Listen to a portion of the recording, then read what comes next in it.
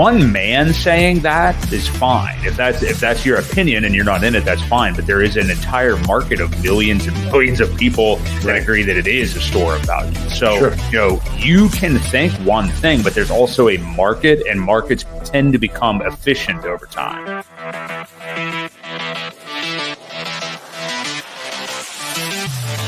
We do know that you will always get paid in Hex on a daily basis. And that is truly the miracle that we call Hex, because it is trustless interest, trustless yield. Nothing will stop that contract from running.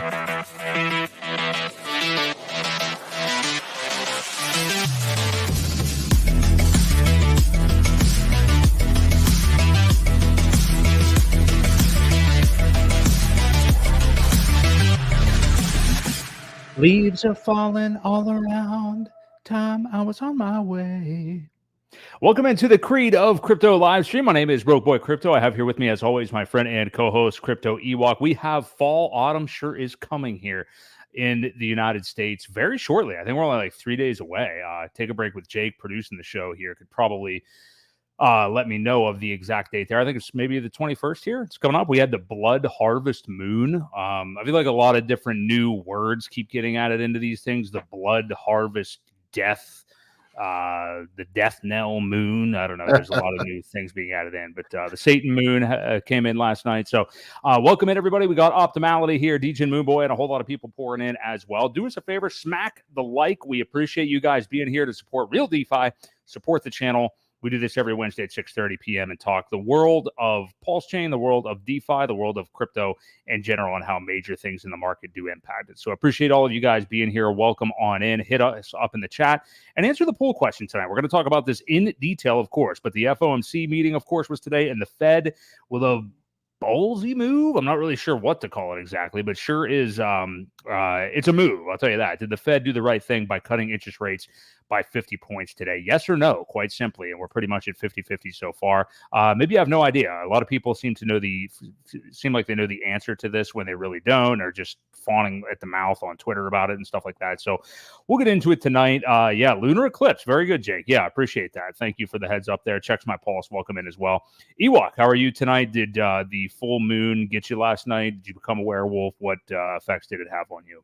Well, I think my beard grew a little bit extra last night, so I don't know. Maybe I did become a werewolf in my sleep or something, but I had my period. Well, there you go.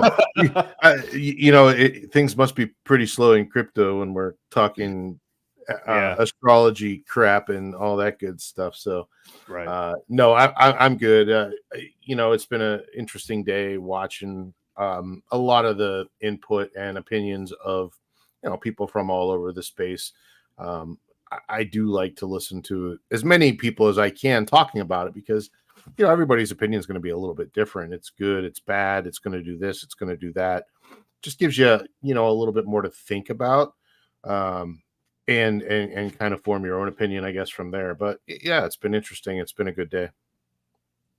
Yeah, it has a lot of interesting stuff going on, and the stuff that the Fed did today is sure to affect the market, not only for the rest of this bull cycle, well, not the rest of this year, but the rest of the bull market and years to come. So we're going to get into that and a lot more as well here. So let's start off with where we are with Bitcoin and ETH right now. So we've got some pumpage right after the news of the 50-point rate cut, which traditionally is a bearish thing. We'll talk about why the prices may be where they are right now, but we have Bitcoin back up over 60K. It's kind of been hovering around that area here for a few days now. ETH is still terrible against it. It's at 2350 roughly, but it did move up a little bit on this move, despite Vitalik singing on whatever weird stage he was on the other day I saw. So that's where they are. We'll get the PulseChain, of course, and the pumpage we're seeing there in just a moment. So that is definitely nice looking. But in terms of this, now, again, we know because of the rate cuts, we're having some weird volatility today. We knew that this would be a volatile day with the numbers and everything. But with you, there's it's hard to really talk about this and where the prices are right now without mentioning the FOMC stuff. So we'll kind of weave that in here as well.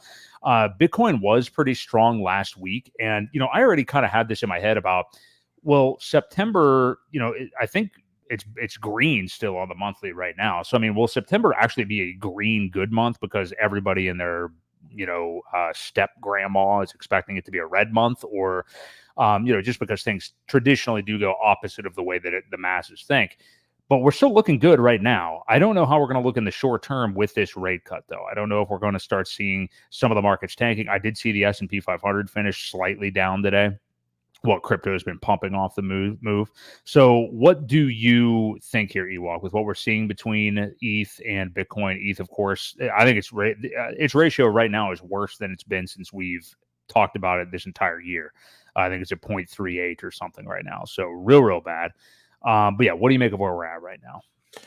Yeah, no, I just pulled up the monthly chart. We are still green. But yeah, I mean, so I think the reason why we're getting a little bit of pump for Bitcoin is because people had priced in the 25 points. And I don't think, why is this not getting any bigger? Anyway, Desk screener is weird. I don't know. Yeah, it's just being a little strange. I went from the monthly back to the daily, and it got a little wacky on me here. So, yeah, I don't know what happened. Either way, yeah, I think it was priced in at 25 points, and that's why I saw a little bit of green movement, because initially people do take it in a bullish sentiment, because money becomes a little bit easier to borrow, so there's more money out there. People have a little bit more to put into some riskier assets with a little bit less interest. However, as we've talked before, long term, this could definitely pull the markets down as it kind of evens itself out. Historically, it does that. Again, we'll get into that later. The S&P 500 did end up down, but only on 0.29%. So, I mean, it's barely down. So there was a little bit of blowback from that. But yeah, as you said here, let's pull up the ratio and see where we're at in ETH. Oops. No. We want the ETH in Bitcoin.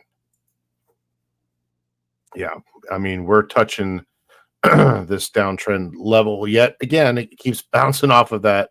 But yeah, we're at just under 0.04 at 0.0387. So yeah, more downtrend. It could be because of Vitalik singing and dancing on stage and making a fool of himself.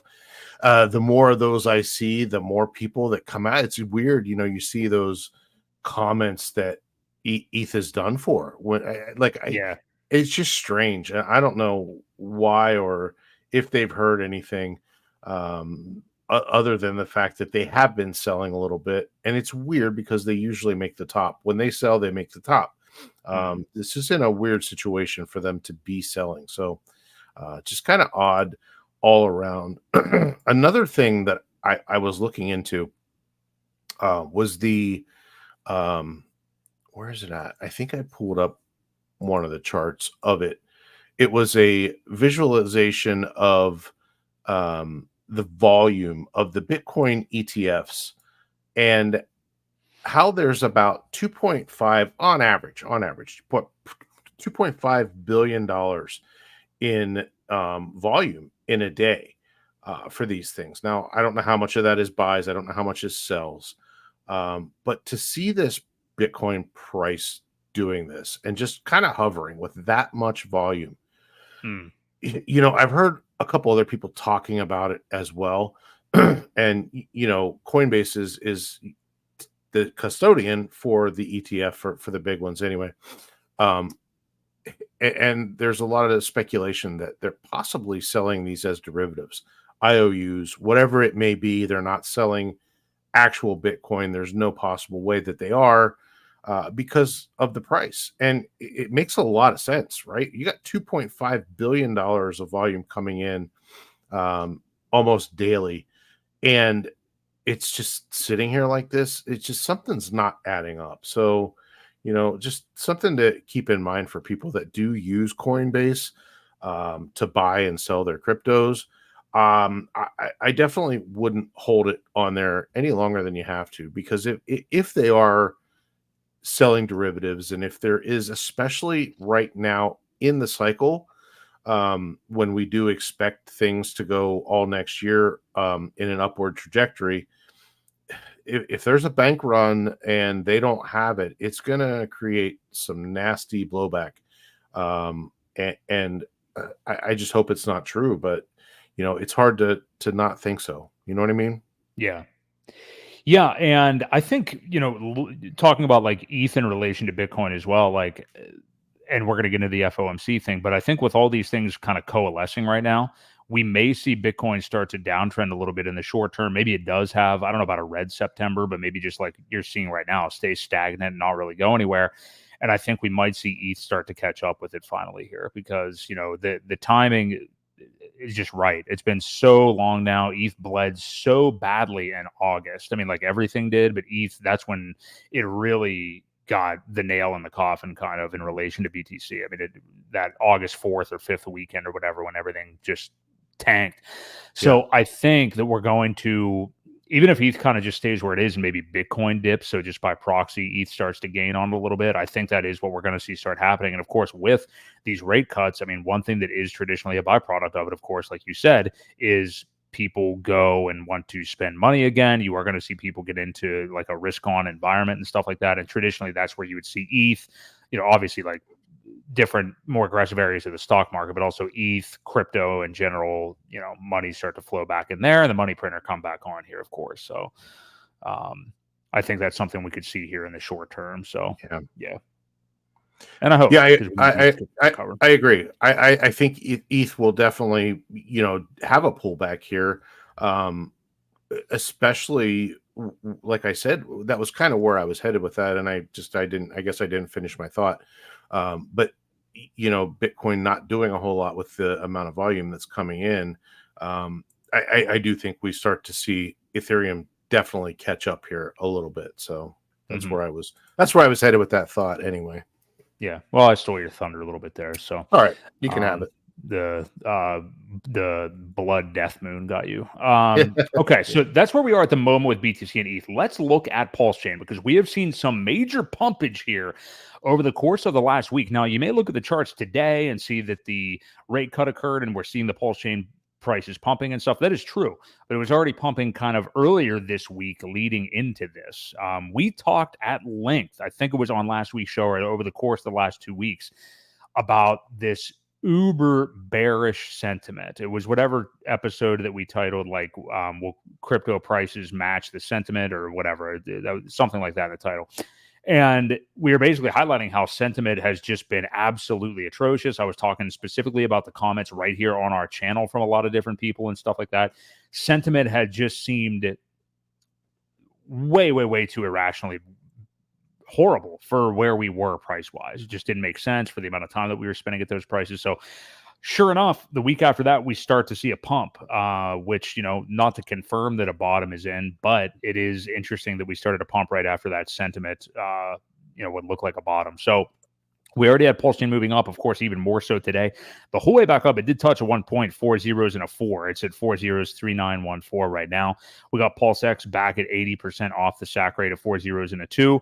Incentive up to about 190 right now. Hex has been pumping the most. I mean, since this pump commenced over this last week and then today, Hex has really been the one to steal the show. It's been a 0063 almost right now, and then eHex at 002 at the moment. So both of them, the Hex is really moving up big time here over the last few days. I mean, Hex has done literally a 2x in a week, maybe a little more than a week, but it was at 003 not long ago at all. So pretty miraculous. Like, and just a reminder, like a stark reminder for people that are in this market, like it's down for so long. Not that we're at the bull, at the top of the bull market yet. I'm not saying that, but things are down for so long. Their prices are depressed for so long that if you don't keep your head on a swivel when things start to move, if you aren't already positioned, you're good luck getting positioned because things just start to move. So, again, not that we're at that point of the bull market yet, but I mean, you can see that happening. So there you go. Yeah, there's the green candle right there. So this is Hex on Pulse, right? This is EHEX. Okay.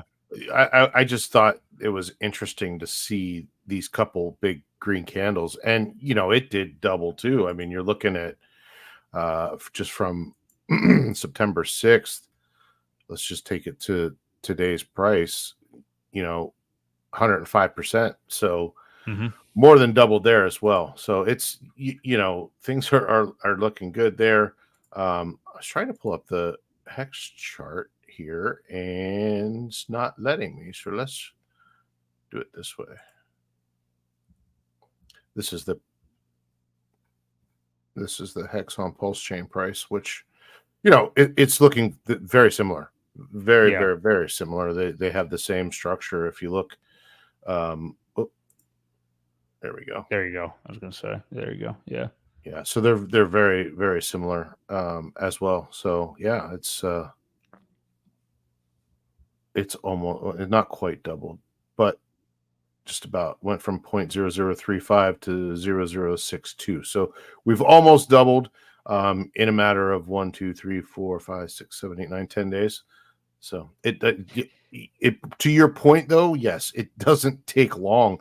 These things move and they get away from you, and it's why we recommend DCAing a lot to hopefully catch some of these bottom areas, because you can lose. It's amazing, what you can get at 0.0. Just remember what you get at 0.003.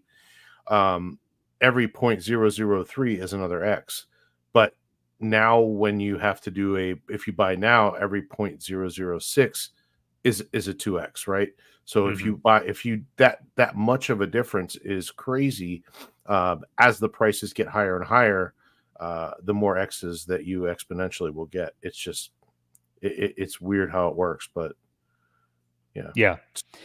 And again, just to see that out of nowhere, those have been the two biggest movers here. And actually, if you want to, because I wanted to get into this. Actually, real quick, let's just pull up the Pulse chart too, since we mainly look at it as the main chart, obviously, of the ecosystem. So that is looking really good. I mean, that's the first significant kind of move up that we've seen on this chart against the dollar for a little while here. So that looks good. And then maybe if you want to, like we have been the last couple of weeks, we could pull it up against ETH as well, because that's probably starting to curl up even more rather than just flatlining. But yeah, what do you see from Pulse here? I mean, it looks more, it makes me feel more confident that was the bottom. But, when you're down here for this long, you get sick of trying to say that it was. So what do you think? Almost seeing a little cup and handle here formation. It's, usually they round out with a little handle here. It's just it's a bullish pattern anyway. As long as we keep making higher lows. So right now our structure needs to kind of stay above this 3772 area, which will keep it bullish. If we drop back below it, then we could dip down in again. I heard some other people saying that they wanted to get it back to the 0.03 area to retest it and bounce off to see, just to see that structure hold. And that would be a much better confirmation anyway. But either way, it is looking good. And, as long as we, again, keep making higher lows, even a couple pullbacks in here aren't going to hurt anything. It just keeps it healthy and does shake out some of the excess that hasn't been yet so far. Yeah. Do you want to pull it up against ETH real quick? Just out of curiosity, I want to see if it looks like it's coming out of the flat line a little bit here. I got to pull it up on Dex Screener to do that. So give me 1 second. And then we have an interesting thing too, talking about the two hexes and about parity. I think we might, I want to table that maybe for after we get a little bit deeper into the FOMC thing here. But a tweet from Johnny Chaos just the other day about the hexes and how people argue against parity, and, Richard Hart, the death tweet, obviously, of eHex months ago. And, obviously that ratio getting larger than it ever was before. I think there's a conversation to be had about the potential of parity and how parity could actually be attained again. And Johnny did bring up something really interesting in a tweet the other day, so we're going to look at that here in a bit as well. So just a teaser there. You got it? Yeah, I think so. This is I think that's backwards again. That says WETH/Pulse. right. Yeah, just do the WPLS. No. Do the oh wait, here. If you go down, there's one. I saw one, but go ahead. Okay, yeah, that top one will work. Not now. Okay, there it is. We're looking on the ETH side. Sorry. Yeah, that's all right. All right. So yeah, if you, well, I was going to say, if you want to, we can look at it zoomed in, but I wanted you to zoom out first. Actually, that's what I like to look at. Yeah. So if you look at like back to May, I mean, we've had this just flat line here for such a long time, but look, I mean, here in September, you can see big time starting to crawl up here. So this is really more valuable than looking at the USD chart, in my opinion. Right. But yeah, I mean, that, and like I said, I think on last week's show, I mean, that should bring people comfort. Like if you're looking at the USD price dropping and you're afraid of it and stuff like that, just keep looking at this chart where it had been kind of flatlining against ETH. And now as you zoom in here and start to see the moves coming up, I mean, this is definitely really, really bullish right now. So yeah, we'll see if for sure ETH can catch up to Bitcoin. Yeah, it looks good. We've grown. Let me get a measurement here of this one. It just with up 38%. So just, and that's just since the beginning of this month. Mm-hmm. Yep. It's definitely a nice move. And that, I think a lot of people should be looking at that chart as well. So good stuff. I mean, we are seeing green candles everywhere in the ecosystem this week, so definitely good for sure. We will see kind of how things move off this rate hike, which rate hike. I'm used to the last 2 years. We haven't seen a rate cut now for quite some time. And really since the duration of doing this show, I mean, we've only seen rate hikes in proportions of 50 to 75 points. So it's interesting to be in this environment again. Turning our attention a little bit to that again, actually. So let's go back to the Fed's decision today, and then maybe we can get into that the HEX thing here in a moment. But so we had the 50-point rate hike today. I keep saying hike. The 50-point. I'm so used to it. The 50-point cut today. Somewhat surprising, of course. The argument. Apparently, what was going on is, so we've talked about this before. So we have the session today. They're going to have one the day or two after the election is the next FOMC, and then one in December as well. So apparently the conversations that started to come up was that there's going to be a total of 75 points that they want to cut over the next two meetings, and whether to do the one that would equate to 50 now or in November.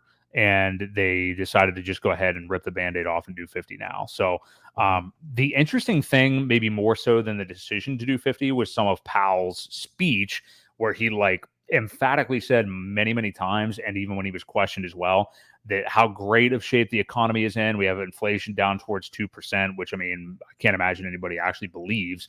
All these things about how great the economy is doing right now. He was pressed also about, are you just making this decision? Is this a political decision? It's just to save face politically, get Kamala Harris elected and things like that. And of course, he wouldn't really entertain that and danced around that question and didn't answer it dead on. But what do you make of this? I mean, because you just a couple of weeks ago were thinking that they wouldn't make any move at all. Then the majority of the market overwhelmingly was like, oh yeah, we're going to see a 25-point cut. And then only within the last week did we see this increase of the chances of 50 points. And then here we are today, and it's a 50-point rate cut. So what do you make of this in the short, mid, and long term, specifically for this market? But then, I mean, also, and how this could just affect the U.S. economy in general, because this is going to spur recession fears and stuff like that. I think we've already been in one, and they just changed the definition, a year ago or something like that. But there are negative effects of doing this at this moment in time.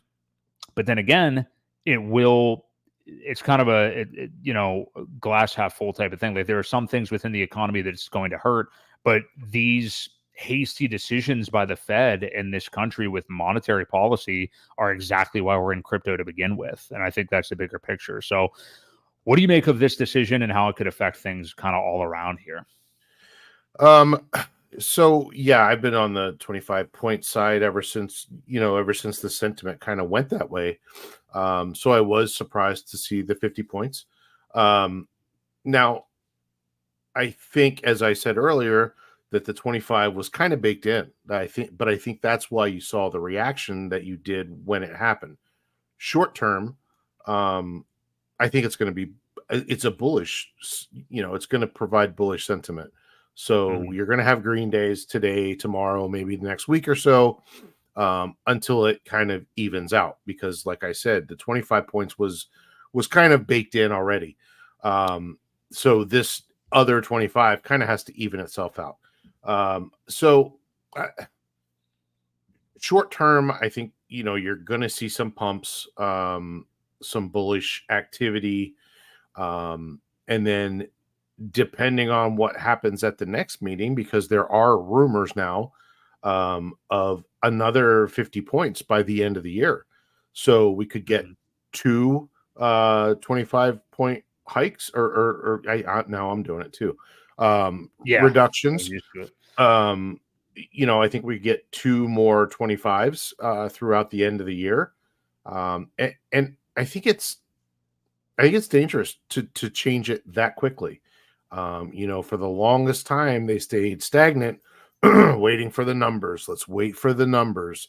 And now all of a sudden they're going after it. And it just makes you kind of wonder why, right? Is it political? Is this a stunt to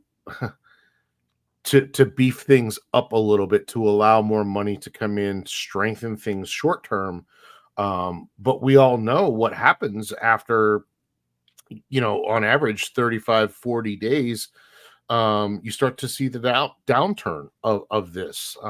Historically, everything drops within, let's say an average of 45 days after a rate cut. So, that's pretty much right in line with the election. So, someone had said earlier that Powell was appointed by the Trump administration. Is that true? Do you remember I that? don't think so. No, I didn't think he was. I mean, he's a Democrat, I'm pretty certain. So I don't believe so. I'll look it up while you talk. But yeah. So they always claim, well, no, there's no political agenda here whatsoever. We're in favor of trying to just strengthen the markets overall in general, political affiliation aside. So yeah, you're right. No, it was under the Trump administration, February 2018, actually. Okay. Interestingly enough. Yeah. I thought so. So, there's that side of it too, right? These guys, so you have to remember, the government wants us to be workers, right? They don't want the middle class getting to be a higher middle class. And during COVID, that really started to happen. People ended up having a nice savings. People ended up having more money because everything was closed down. Couldn't go out. You couldn't do anything. So therefore, you had extra spending, extra savings, and I think that took a hit. That's kind of what started all of this. The government wants us to be broke. There's no other really way to spin it. And you got to remember, even with these rates coming down, the prices, they keep saying the inflation has slowed down. Inflation has slowed down. We have to remember, though, that the prices aren't coming down.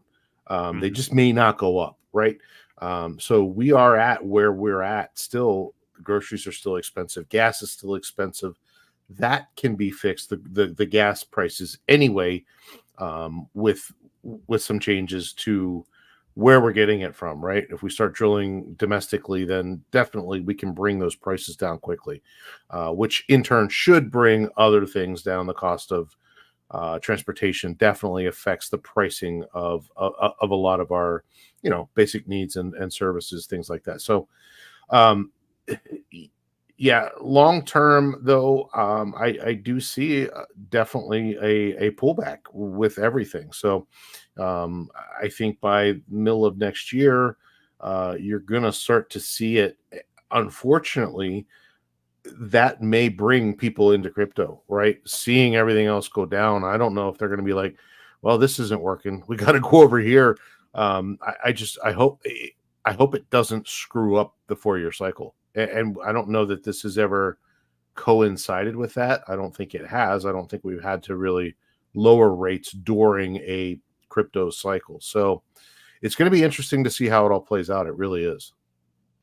It is. And yeah, the timeline, just trying to figure out, that's the tough thing, because everybody's already in this very small vacuum mindset of timing when it comes to crypto, which is something we try to preach against. But understandably, when prices go down 99%, or whatever it may be over the course of 4 years, you want to make it out alive, obviously, too. So I understand that. Yeah. But I think this and these actions by the Feds have people kind of trying to figure this out even more, because they're like, okay, if we have to stay on cycle with a 4-year, or we have to stay on schedule with a 4-year cycle, that means by the end of 2025, things need to be good, but rate cuts are bearish. And, what if things go down in the meantime? But also rate cuts are going to, stimulate people spending money again and then risk on assets and stuff like that. I think, as simple jack as it may sound, the answer may still just lie in the 4-year cycle. I think that we'll still probably see things pretty much play out the way that they are going to play out, by hook or crook. However it's going to happen, it's going to happen. I think Briz kind of summed it up. I liked his comment right here. I think by mid-November, we have a mini explosion in price up, coinciding with the election. Basically, we'll have another FOMC meeting at that time as well. And we'll be 60 days into these rate cuts. Then we slow walk to the roof throughout 2025, then we jump off the roof late 2025. So basically, I mean, that would be like identical to 2021. Yeah. It was late 2021 that things just, it was literally December of 21. I remember waking up to like a godlike red candle from Bitcoin and the whole market in December. So yeah, that would be very, very similar, and shows you just how compact. I mean, we're talking a year to, 14 months or something like that. So yeah, what do you make of this timeline kind of Ewok? 3 years of getting kicked in the nuts, and then, one good year, actually probably 8-9 months of good. Right. So yeah, that's what makes or breaks the crypto people, though. Like I said, for the people that have been in these cycles and seen it a couple times anyway, it makes it, you have to see it to understand it. I guess you have to experience it to know what a full bull run feels like. It just, you always have these thoughts of, well, has this ever happened before? Has there been an election during this? Has there been, whatever? And I'm sure there has been elections, things like that. But with the rates and the inflation and all the other stuff, housing markets are out of control. Prices of rent is crazy.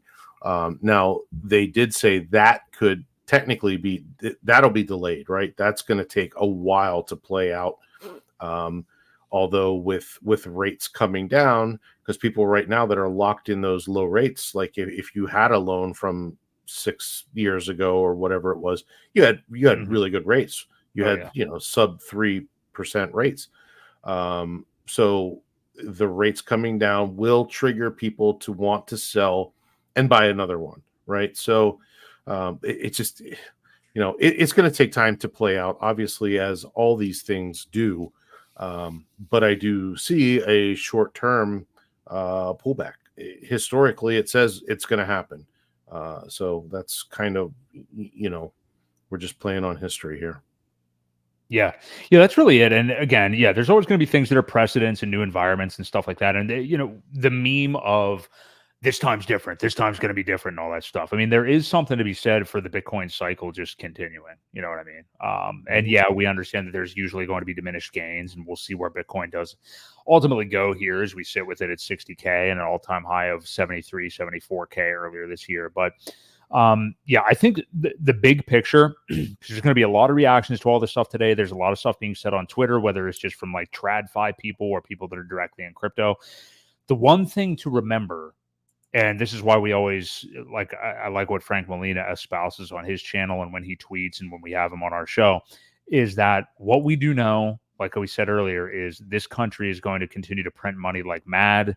The dollar is dying, which is the entire reason that we're in crypto to begin with. So sometimes psychologically, I think you have to zoom out and realize those facts a little bit. Not just zoom out time frame wise, but realize like why you're even in the vehicle, the investment vehicle to begin with. And it's because of the fact that we know that the dollar is just going to be printed into infinity. And even, if you do the normal thing, the stuff that I used to do and swear by when I would go to like Boglehead forums and was invested in Vanguard and all that kind of stuff. It's like index funds, 90% stocks, 10% bought, everybody, just the thing that you were told since the beginning of time, you're really not even beating inflation at the end of the day. I mean, you're really just kind of keeping pace with it, with the returns that you get there. So, yeah, that's why we're all here to begin with. So I think people need to remember that in tumultuous kind of times like this. Like, it helps you remember why you're here to begin with, So, and time is the biggest thing. I mean, don't forget that time is the factor that we,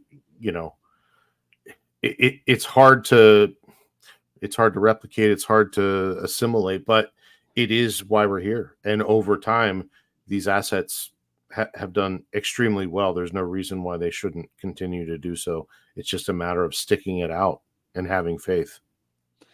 I think that you make a great point that time is one of the hardest things. Like, price going down is obviously going to scare like the shit out of people and they will panic and stuff like that. But time really, really does. You combine minus 95% prices with waiting 3 years.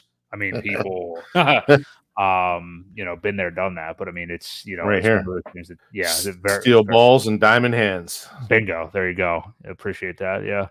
All right, cool. So I think that pretty much covers that. Did you have any final thoughts on the FOMC stuff, Ewok?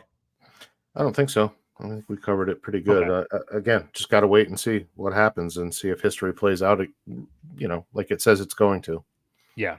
We got an interesting few months here. We've been saying it all along, and here's one of the first shoes to drop. So we've got that in our past now. So if you guys are here and enjoying the stream so far, do us a favor, hit the like to support Real DeFi and support the channel. We appreciate you guys.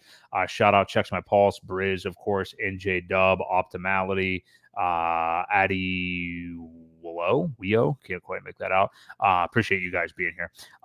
Let's move on to this. So this is something that happened last week. The SEC stepping in their own shit. Stop me if you've heard this story before, but a very interesting thing that came out last week. So the SEC settled with eToro for crypto sales for $1.5 million, which is a pretty paltry amount. Richard Hart tweeted not long after it because he realized the fact that the SEC is continuing to pick winners and losers, which is what they've done. When they want to file lawsuits against people, it's kind of like sling a bunch of shit at the wall and see what sticks.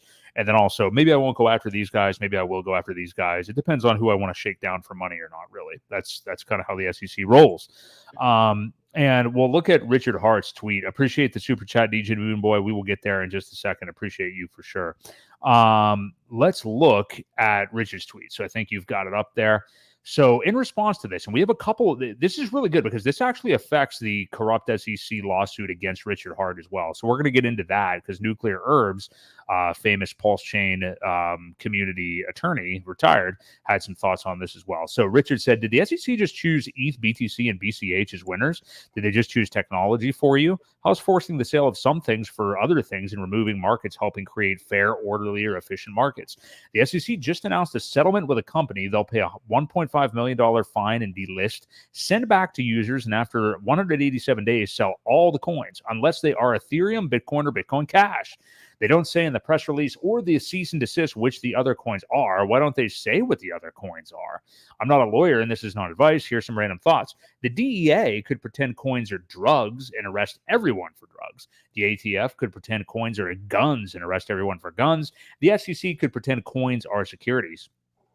Okay, this is longer than I thought. I've been told that the SEC isn't supposed to choose winners and losers, and that they're not supposed to do malicious prosecution, that they're technology neutral, that they facilitate capital formation. I believe they might also take oaths to uphold the Constitution, which it seems they might want to upload it somewhere too. They might not understand what the Constitution guarantees us in right to association, speech, assembly, contract, equal protection as blockchain speakers. Other random thoughts: arbitrary and capricious, void for vagueness, fair notice, taking for regulatory taking. Apparently, the government isn't allowed to just take your things or their value without just compensation. Anyway, the SEC published the cease and desist in a press release on the settlement. I don't actually see the real settlement document, so who knows? Blah, blah, blah, blah. Maybe the SEC will be more clear and point out specifically which coins they're calling certain crypto assets as securities. That's going to be the main sticking point, that phrase here, crypto asset securities in their press release. Maybe it's arbitrary, maybe it's capricious. Also, I've never liked eToro because the majority of people that use them lose money, or at least they say they did at the top of their own homepage, which said something like 65% of users of the service lose money. Now I think it says something weaker. I'm not a fan of trading in general. So the point is the SEC kind of going back against what they have talked about in the past, using the phrase certain crypto assets as securities, and then they basically choose which ones are okay and which ones aren't here, and settling in this lawsuit. So before we look at the nuclear herb stuff, because again, this actually directly spills over into the lawsuit against Richard Hart because they use that terminology in their complaint. But what do you think about RH's stuff here about the eToro and SEC thing? Well, he's always been anti eToro. It's been one of the things, if you listen to his old streams, he talks about it all the time, and the warning that they said 65% of people lose money using this service. And he's always said, I'm willing to bet the other 35 don't make up for near what the 65% are losing. So he's always been very against trading against these platforms. And yeah, I mean, he makes a great point about how they aren't supposed to even be in the position to do this, right? They're not supposed to be the prosecution. They are neutral, or so they say. So yeah, he makes a good point. And again, I'm sure he's in communication with his lawyers all the time, because he does his research. I'm sure they do as well. But yeah, I mean, it's just, it's, there's plenty of pages to this. It goes on and on. But yeah, how are they supposed to be deciding without letting us know first? It just doesn't, again, it points out to the lack of clarity that the SEC has in general, and has always been that way. They don't want to rule on anything. They just want to, somebody called it the other day, I forget who I was listening to, but they called it whack-a-mole prosecution. You know what I mean? It's just, that's how they operate. So yeah, I completely agree with them. And it's funny that Richard didn't, I don't know, I didn't really look into the rest of his thread there, but he didn't really bring up the fact that this terminology has actually been used in their complaint against him and his firms and companies, PulseX, and Hex. So if you want to bring up whichever nuclear herbs tweet you want to start with, I think it might make sense for us to go to the one that says, here's the SEC in their response brief filed 2 weeks ago, the one that starts that way, if you happen to see it. You already got it? Got it. Okay. So he says, here's the SEC in their response brief filed 2 weeks ago against Richard Hart. I'm sure his lawyers have questions, given that the SEC just admitted in the eToro case the term crypto asset securities is entirely made up, and that they regret any confusion that may have caused from their use of their completely made up term. That should be fun to defend in October's hearing. So there's one thing he says. You can see he's got it highlighted in the pictures that they use that term throughout the complaint. It says defendants engaged in unregistered offers and sales of securities in the form of crypto asset securities. And another section here, crypto asset security offerings at issue here, all for the purpose of promoting the crypto asset securities. There's another occasion, 3, 4. I mean, it's all through the 27-page complaint. So you can see that. If you do, want to go to one of the other tweets, and then I can get your thoughts on these two, Ewok. If you want to go to the October 24th hearing, should be that one. You happen to see that? Got it. Here. Cool. All right. So should be more interesting given the SEC's latest revelation. Very curious as to how Richard's attorneys decide to address this, given that the SEC's entire complaint is built on the foundation that Hex, Pulse, and PulseX are crypto asset securities, a term that the SEC now regrets using because it causes confusion and doesn't actually mean anything. And then he has it highlighted throughout the top of the complaint right there. So again, yeah, I want to know what Richard Hart's attorneys would say about this, because they seem to be talking out of both sides of their mouth at this point. And then the final herbs tweet is the one that goes, the SEC regrets using the made-up term crypto asset security. Wasn't expecting to wake up to this. I understand this is from their latest amended complaint versus Binance.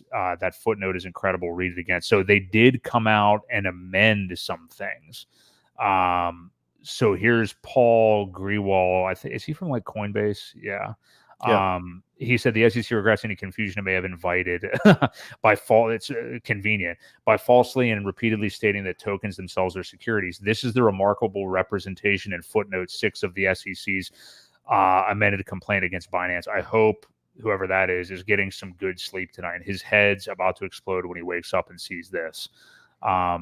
And they say, as the court noted and as the SEC reiterates with its use of the term crypto asset securities, the SEC is not referring to the crypto asset itself as a security, rather as the SEC has consistently maintained since the very first crypto asset Howey case, the SEC litigated the term as a shorthand. Okay, so they're backpedaling it and calling it a shorthand now. Yeah. While helpful as a shorthand reference, the security in this case is not simply the crypto asset, which is little more than alphanumeric cryptographic sequence. Blah blah blah. So essentially, they're trying to say that this term that they were using isn't what they actually meant, and it was just shorthand, and just forget about it all. Okay, here's they have it all zoomed in. Let's see here. Defendants appear to argue that even if the 10 crypto assets were offered and sold as securities during the ICOs, they do not remain securities in perpetuity. The SEC is not advancing this argument. The SEC's allegations with respect to the 10 crypto assets at issue in secondary markets are that their promotions and economic realities have not changed in any meaningful way under Howey, such as they continue to be offered and sold as investment contracts. So long story short, I mean, they are going back on a term that they've used for a very long time and just saying it was shorthand and, just forget about it. You guys read it wrong. It wasn't our fault, essentially. So when you kind of think of the Ewok, or what do you make of? No, totally. They're backpedaling essentially because it is very misleading, right? You hear crypto asset security, the first thing a judge or anybody is going to think is that it's already been deemed a security. Right. It's the first thing you think of. That's what, the normal thought process goes through. So, it's very shady, very underhanded of them. And I'm glad it came up now. It's going to make for a very interesting day in court, I think, on October 24th or whatever day that is. Because here it is, case law that they've already said, sorry, that's not really what we meant. Well, now you got to rewrite your whole complaint. Which you can't do. Which you can't do. They can do really now. No, they can't. They can't. Yeah. So, now it's just another point for the RH lawyers to make to the judge to say, look, these guys, this is another reason why this should probably be dismissed, because they're calling it a security. It's not a security. Now they've gone back on their own terminology that they've been using left and right. It just doesn't make sense. So, I completely agree with this. I think it's going to be a very interesting turn of events. I do wonder what I wonder for RH's attorneys, and we did see it's Michael Liftick, I think, speak today in front of Congress, which is one of Richard's attorneys from I can't remember the name of the firm, but he was very well spoken just in his 5 minutes or so today that I saw. I know you were watching it too, and I feel extremely confident. Like, to actually see the guy on camera and hear him talk crypto, it made me feel even more confident than I already am in what they're doing for Richard. But it does make me wonder, though, because mainly the purpose of the October 24th is the oral arguments on why this should be dismissed, and they're mainly going to be focusing on the jurisdiction thing, like what they want to. They are starting with that because, just to begin with, they don't even have jurisdiction. But I think Nuclear Herbs has said in the past that they could still, with like this crypto asset securities thing or anything else that they see that is just fraud, anything wrong with the complaint that the SEC brought forward, his attorneys could still kind of put hints out there and show, like, do you really want to keep coming at us? Because here's a couple of clues of where this is going to go. Like, this is where we're going to take it, and the arguments that we have ready for you. I mean, they're not going to, I don't know that can be part of why they'll try to dismiss it, because they're really honing in on the jurisdiction piece. but just to show them like, here's how bad you guys effed up, and here's the direction we're going to take it. I think that's I mean, I think what they'll do is, DJ Moonboy said it right there. Jurisdiction needs to be established first and foremost, but I think they're going to be able to work this also into the conversation, and say, look, Judge, first of all, there is no jurisdiction. There shouldn't be jurisdiction because X, Y, and Z. This is why.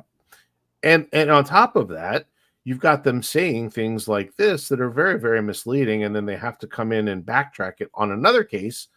So therefore, all of the cases that they used, essentially mean nothing. Their words are, now they're having to be thrown out, or not thrown out, but taken a completely different way. So yeah, I think they probably will work that in somehow. But no, they do need to establish jurisdiction first and foremost. That's the first, that was the first argument of it, but they've got others. Right. But yeah, and this is certainly bullish for the case overall. I mean, I am just going to, I guess for my own, psyche and just for planning for this whole potential trial, I'm just assuming that the motion to dismiss will not be granted, even though there is a higher likelihood of this one being granted than most because of some of the reasons that we've talked about and how much the SEC kind of grossly fudged the jurisdiction issue here. And Nuclear Herbs has given it maybe like 3 times higher of a chance of being approved as to be dismissed than most motions to dismiss. Right. That said, go ahead. No, go ahead.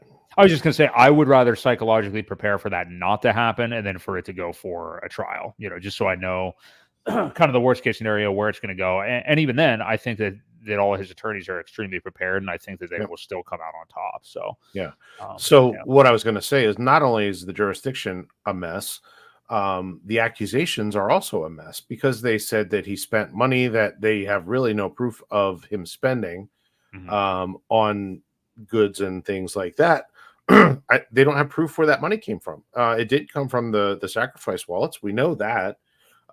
So that's wrong. I mean, there's just so many things that could get down the list of to say, seriously, do you want to continue this? I mean, jurisdiction is your way out, right? I mean, it's kind of just to throw this away. But if you're not going to give us that, well, do they come at him then with the plan of attack? If they don't, I don't know. They may keep that kind of hidden up their sleeve to play that card later, kind of thing. I don't know. True. So you don't want to give them too much of what you're going to come at them with if it's not dismissed. But at the same time, you kind of need to make the judge aware that this is wrong from here, here, here, and here, which they pretty much did in their argument anyway.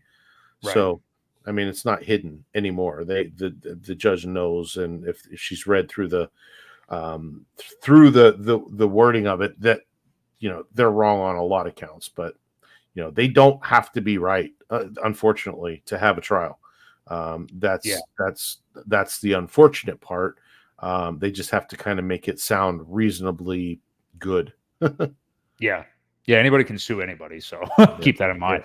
And again, that is Thursday, October the 24th. I forget the time, like 10:30 a.m. or something like that, is when that begins. I know many people have talked about making the trip. I'm pretty sure as far as people that are YouTube facing, I think Corey Costa may be going since he's already up that way anyway. Corey Geary coming up from Puerto Rico supposedly is going to make the trip.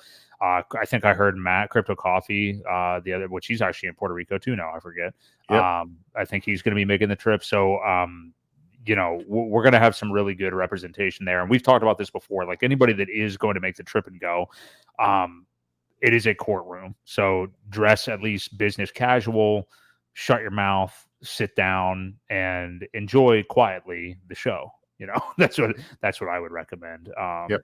Yeah. Do you have anything to add there, Ewok? Well, yeah. I mean, so the Pulse, I forget who it is, RG's group, They're planning something afterwards too. So if you are going and you want to reach out to them to get the specifics on the after party or whatever it is that they're having, the dinner or the just the get together afterwards, that way you can spend the day with some Hexicans that you may know from online or have met before, possibly.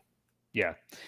Yeah, it should be very interesting. I can't wait to see. I'm sure we'll see some videos, maybe of like outside the courtroom or how the event goes down. But that'll be an interesting time for sure. A little over a month away. So, yeah, let's transition to something else. I'll take a look at our poll question first. But if you guys are still here and enjoying the show, do us a favor, hit the like button. We appreciate you being here. It helps boost the signal for Real DeFi and the channel. So thank you guys for doing that. We said, did the Fed do the right thing by cutting interest rates by 50 points today? 71% now say yes. So the overwhelming majority are like, yeah, they did the right thing, versus maybe 25 points really would be the other thing you would be thinking. So most of the people think that they did do the right thing. So I know that is a bit of a loaded question because there's a lot of different angles and takes that you could have on it, but overwhelmingly people think that they did the right thing. So if it eventually pumps crypto even higher, I'm all for it. And I think it may. Yeah. So anyway. Yeah. Just want to give a shout out again. I know you brought it up, DJ Moonboy. Thanks for the 1999 super chat. Greatest energy tonight, guys. Being an EHEX OG Ewok, is there a price for EHEX where you shave your beard? He really wants me to shave my beard. Now, does that mean if I shave it, I can't grow it back afterwards? Because I've already done that once, right? When you weren't like barefaced though. I mean, you still had a beard. I barely. I took the clippers the whole way down to skin. So I don't think it was the whole way down, but yeah, man, I keep forgetting you did that on the show. I keep forgetting that. I totally forgot. I took it off completely. I mean, I had a shadow, but it was down. It was. I didn't get a razor out and shave, but I DJ Moonboy, I would say I will do it again at $1. I'll even say $1 combined for the two. Hopefully that's a year away. I will shave it again. So there we go. I'm lazy. I don't covet the beard. I just don't. I'm just lazy. Well, you've had it for so long now. You've had it for so long that it's weird to me if you trim it down, actually. I think it's kind of weird, And yours is, even though it's long, it's still well kept, though, because there's a lot of guys that do the big beard thing where it's like you actually are starting to just look like a hobo. Like you actually look, right. You have to keep it still tight, nice and tight. Yeah, I do trim it. I do groom it and maintain it and things like that. So it's not because it would be out to here if I didn't do that. If you just let it go. Yeah. Got to take the clippers to it. Yep. So okay. Well, we will look forward to a beard altering live on air here at some point, hopefully. Let's get over to this. We need to talk about this PLUSD thing. So I don't know a lot about it. I know you know more than I do, but it looks like it essentially rugged or was hacked. The official Twitter account of it said the other day. If you even want to bring up the chart to show it and kind of educate us on what happened here. I know that there are, especially with the PulseChain, there's a lot of narratives around a lot of different stable coins and a lot of stablecoin things happening. Obviously, PDAI is the main thing we're talking about. The copy of DAI on PulseChain that has just melted faces thus far and figures to continue to do so, and one of the biggest narratives on PulseChain. But what was PLUSD, Ewok, and can you kind of go over what happened here? Because they did say themselves that they have been hacked, asking people to do on-chain analysis to help them out, interestingly enough. And, I know you wanted to give a caution to people, a reminder to be careful of the things that you're investing in as the bull market kind of rages on here, because there's going to be many, many things. I know right now we're in this little depression since the beginning of August where every price of everything is butchered. But when things start flying again, like they were kind of the first half of 2024, you're going to want to just grab everything that moves by you, basically. So, yeah, what do you have to tell us about this, Ewok? So I'm looking up on Dex Screener for PLUSD, PLUSD, and it's gone. PULSD. Yeah. Lucy in the sky with diamonds. Yeah. Let me see here. Yeah, it's gone. I'm not seeing it either. Yeah, you're right. So anyway, what it was essentially the equivalent of liquid loans. It was a liquidity fork that was created by some of the community members. Now, if you remember when liquid loans launched, they had some issues with the coding. It took them a long time to change it. I think I found it, by the way. Not to sorry to interrupt you, but I think I That's found it. okay. Actually. Yeah, I think it's just under LUSD, maybe. Oh, okay. That makes sense. Because you wouldn't put the P in there, yeah. Right. LUSD. Yeah, there it is. All right. So, well, that's not. I'm looking at one that looks like it definitely rugged, so I'm pretty sure this is it. Okay, I think I got the wrong one then. I'm sending it to you right now. There it is. It's on. Either way. So, whoops.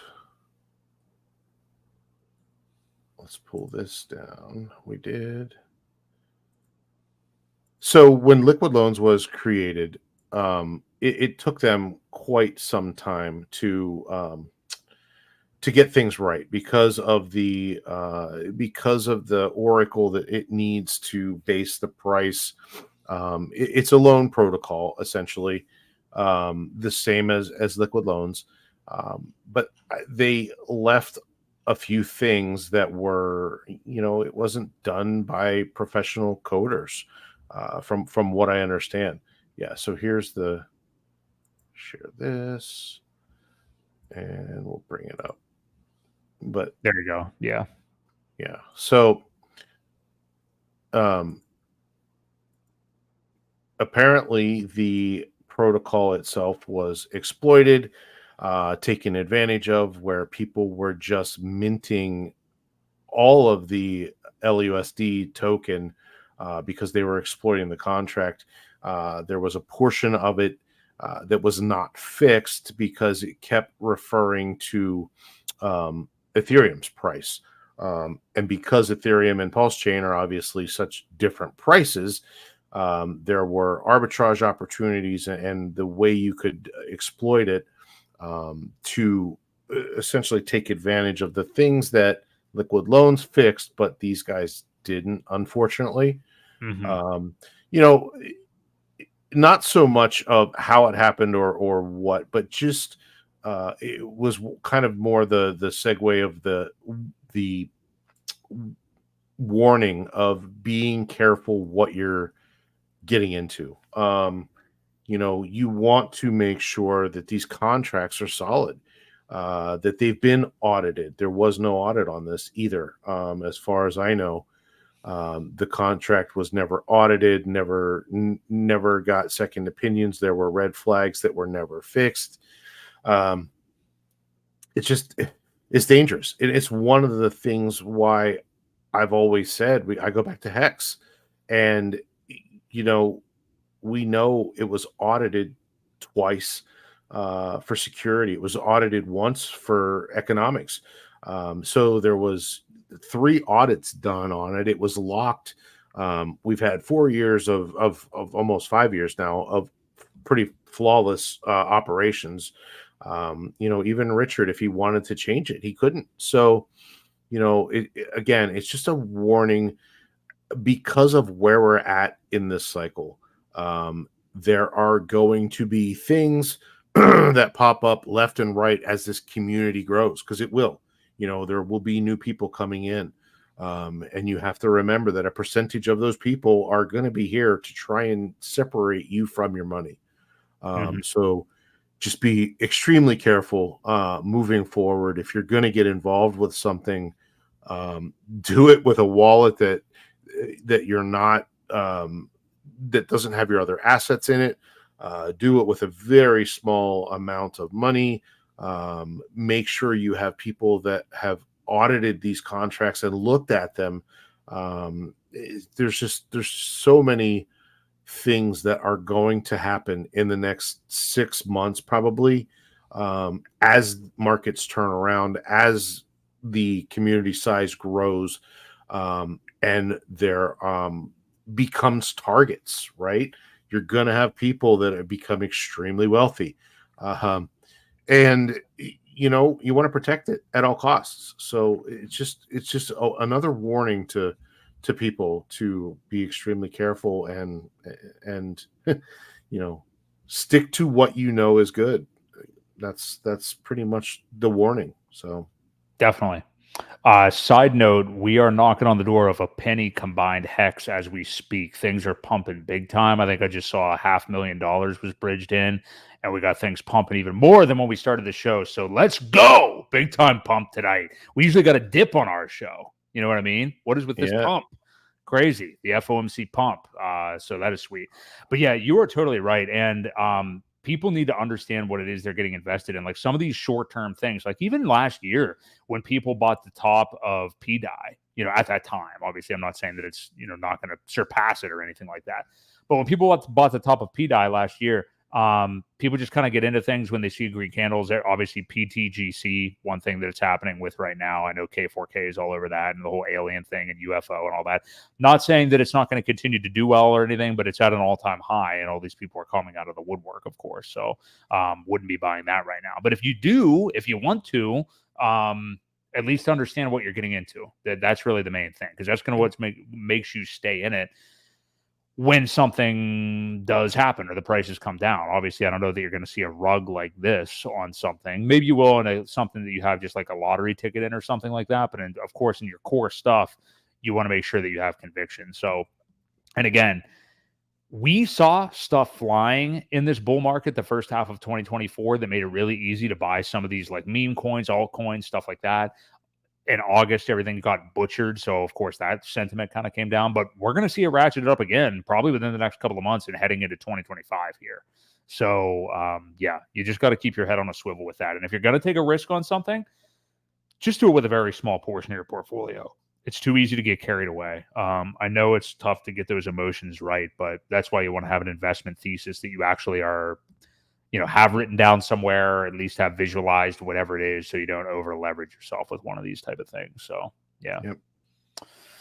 Okay. Yeah, the pumpage continues on PulseChain. We're looking really, really good. I put the 5-minute chart on for everybody's viewing pleasure here beside us. There you go. See if we get another pump. Yeah. Yeah, looking real good. Excellent. So we got Hex at 9/10 of a penny, almost at a penny. We got Pulse at 40.50, 4 zeros and a 405. Pulse X 4 zeros 2-1. Nice to see some green candles again. Incentive token just at about $2 again now. So looking really good. We just sit through this and enjoy. It's nice to, I'm not necessarily stressing about like how soon can my fiat get over there to DCA these. I'm just sitting back and enjoying the fruits of the DCAs I've put in. So kind of nice. Absolutely. Yeah. I tell you what, I don't want to get into the Hex parity thing from Johnny because I want to have a really good long conversation on that. And frankly, we can do that any week, I feel. So let's wrap up with this. PulseX had yet another update, pulsex.com, another update today. It's seemingly 1 or 2 a week we've been getting here for PulseX. We just got versions 7, 8, and 9 here over the last couple of weeks. And now we're at 1.1, I think it is, that we just saw today. Now, admittedly, both of us kind of glanced at it before the show started. I couldn't discern anything huge that maybe changed. Probably have to get into the weeds to figure that out.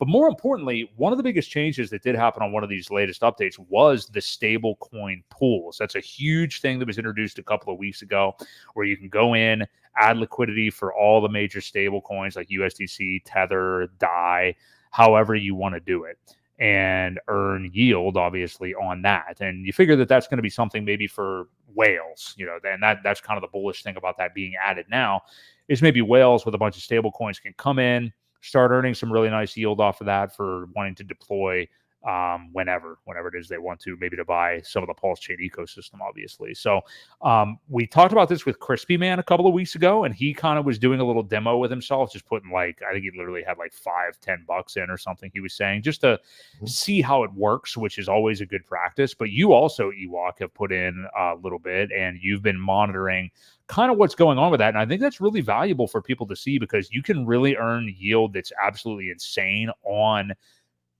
the value of USD, basically just on your stables, that nowhere is it available in a traditional, high yield savings account or whatever else. So tell us a little bit about, if you want to even go to, oh, you're already there. Keep doing, you're on top of it tonight. But if you even want to show kind of like how you would do it, and let everybody know how you've been earning this yield through the stablecoin pools here. Yeah. So obviously now is not the time to be sitting in stable coins, but Right. I did want to mess around with it a little bit. So I put, a small amount in there. And my biggest question, and I started asking around, I think the best answer I got was from Axis. Reached out to him, and he said, I think it's just compounded back in. So whatever yield you're making is compounded back in. You don't really see it until you remove the liquidity. But to your point, yes, it's a fantastic way to earn yield, because the one thing you don't ever have to worry about is impermanent loss, right? All your coins are pegged to $1. So essentially you're just getting swap fees from all three of those tokens, the stable from, it's going to make me connect my wallet. Well, that's okay. I can connect this one on this computer. So while I'm doing that, I hate it when it does that. Yeah. I just wanted to look at it. I might have a tiny bit in here, but yeah. So I mean, you've got pooled USDT, USDC, and pooled DAI, and then it tells you, you enter. You only have to throw one thing in, and it will technically rebalance it for you. You don't really have to do anything. Throw DAI in, throw some USDC in, and let it kind of do its own thing. The next day, you'll see it probably change between whatever positions that you had.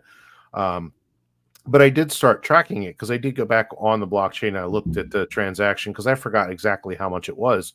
And, I have a very, very small, a 0.0 something percent of the entire pool. So it's less than $200. Right. But within that 10, 11 days, whatever it was, I've earned like $1.50 just in fees. So I can imagine if I had a couple $1,000s in there, what you would earn. So, it is one of the things that I wanted to play around with, so that when later I do decide to take some profits at the top of the cycle, it's a good place to park money. The last thing you want to do is pull it out completely out of the system.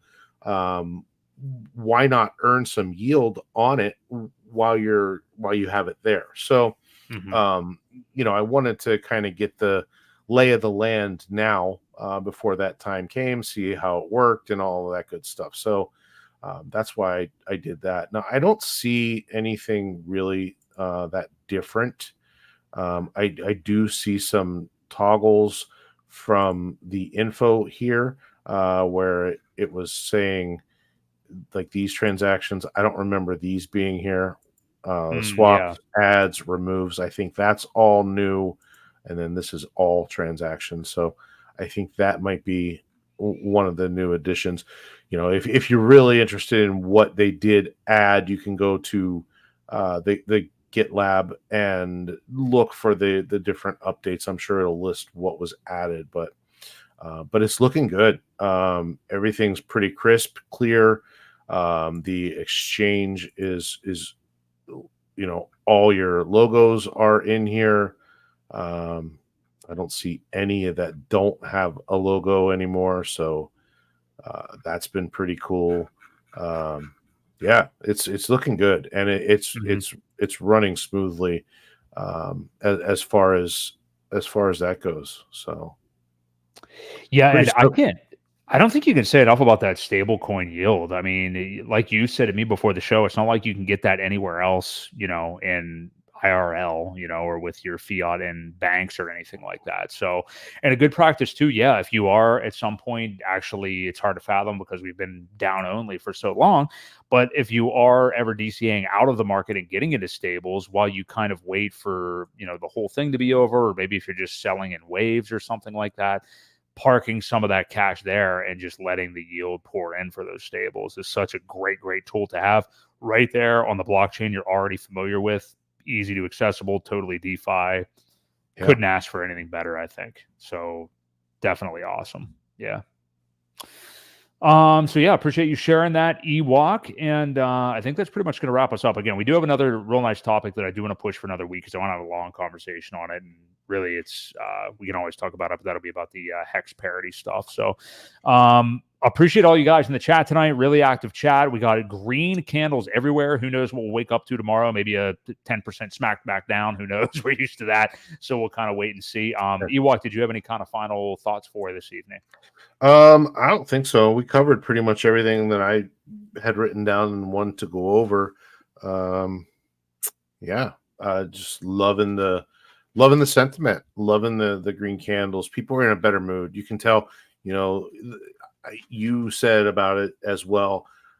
You clip up the videos and release them throughout the week. And I just wanted to have you noticed any more of the negative comments on them. It's been pretty good, right? I mean, totally turned around. I mean, yep. It was so palpable. I mean, obviously I have confirmation bias now, but it was so palpable a week or two ago when we were there was that 1 week where I have never seen so many negative comments on every single one of our videos. And it wasn't just, and I did see it wasn't just us. I know you saw stuff on Twitter too, but like Crypto Coffee, I saw was dealing with it in his live chats and stuff like that. And again, this is a guy who's dedicated 4 or 5 years to this at this point, is very well known. He has about 40,000 subs at this point, liked by pretty much everybody. And he's got like all these trolls and stuff in his chat. And I was just like, man, this is going too far. Like if we were making consistent new lows and it was heading even further down, that's what that sentiment felt like. But to me, it was like, so far, we're just kind of confirming that we're double bottoming here. And you guys are acting like it's the absolute end of the world. So sure enough, here we are 2 weeks later, and we're up off those prices and people are in a better mood right now. So we'll see. Yep. I don't know if you wanted to, actually, there is one thing that I wanted to say. And, there was a video that was released with attacking some people in the community. And, like her or not, KDP has been a cheerleader for this whole ecosystem since the beginning, through the ups and downs. And I just hate when people like that get attacked. And, I don't think it's fair. I don't think it's right. I think people do things for attention, and they don't care what the ramifications are for other people. And, we see it all the time. We see the positivity, the RH, I'm behind this system 100%. I've never seen negative comments from her about this ecosystem. I don't think ever. And it's just, do you count the Tang gang? I know she's gone back on them a couple times. Well, now, so she supported them and then she didn't support them, but hey, that's her right. But as far as the RH ecosystem goes, I don't think I've ever seen a bearish post that I think things are going to go down. I think this isn't looking good or whatever. She's been affiliated with some projects along the way. I know she was part of the one group there at the beginning and then kind of fell away from them too. So, but either way, my point is I hate to see people like that have been nothing but support to the whole ecosystem get attacked like that. I just, I don't say much on Twitter. I don't get involved in a lot of the drama. I do read from afar. I see a lot of things, and I just don't say anything because the positivity isn't there. It still lacks the way that I try to live my life, and is if I don't have anything nice to say, I try not to say anything, right? So anyway, I just wanted to bring it up and say that I don't think it's right. I don't agree with any of it, and I don't think people should be unfairly accused of things with very little proof. That person is a clout chaser anyway. I know a lot of things are done for attention. And apparently I went to look, and I've been blocked by that person too, which I have no idea why. So it's interesting to me that anyway, go ahead. Well, there are some people, and I have the dude muted who you're talking about here. But like there are some people that, I mean, I could tell with him, like day one, it was 100% like, I want to stir up some drama. And like, when there is money to be made and so many things to pay attention in crypto, and like we're in this bull market and stuff like that, I just do not care about any of the drama stuff. I mean, I do in the way that like, oh, Tang Gang and B Roots hate each other, and like PDI, Atropa ecosystem versus Tang Gang. That's cool. I'm glad that we have that kind of that's entertainment. It is entertainment, but the word I'm looking at, like polarization, like on the blockchain. I'm glad we have something like that. Two really strong communities, but like just some of the like digging up, like people that are really, you can tell people who like need the drama in their life because there is no life there. I just don't have time for that. I don't care about it. And that video that was released, I honestly could have cared less about, frankly. I didn't either. And like I said, I had him muted too. Ever since that very first thing that was going around about him that came out was that white people should all be killed or something like. I'm like, whoa, dude, where is this coming from? And from there on, I just muted him because I saw that too. I just was like, this is somebody that's fueled on drama, trying to get clicks and views, and that's what it was all about. And I muted him, but I went to look today, and I'm like, now I'm blocked. So I don't even know what I said or did, but either way, my feelings are not hurt. I could care less. You're talking about it an awful lot. You got to get yourself back in his good graces. I don't like to see people unfairly attacked, especially ones that have been nothing but, especially ones that look like KDP. That's what you're not saying here. So okay. that doesn't hurt anything either, right? But you didn't mention anybody else. I'm just saying there's been some other ugly male cheerleaders that maybe could get some attention here too. But I digress. No, I'm just messing with you. But no, I agree on KDP. Like, she's been wishy-washy on some stuff here and there, but you're right. In terms of her undying support for the ecosystem, definitely not. So I am with you there. Yep. Okay. That's all. I think that's all. That's all. I think that's a good note to wrap up on. We appreciate all you guys being here tonight. DJ Moon Boy, thank you for the super chat earlier. Optimality, thank you. I don't remember seeing your name before, so I appreciate you being here tonight. Checks my pulse, of course. Briz was here earlier. Blue Diesel, haven't seen you in a while, but I remember your name, so welcome back. NJ Dub. A lot of you here tonight. Michelle, appreciate you. Thank you all for being here. We do this every Wednesday night at 6:30 p.m. Eastern Standard Time. We'll be back at the same time, same channel next week. I'm sure we're going to have new drama and new fun crypto stuff to talk about. Hopefully the green candles continue. So for Crypto Ewok, this has been Broke Boy Crypto right here on the Creed of Crypto live stream. See you guys.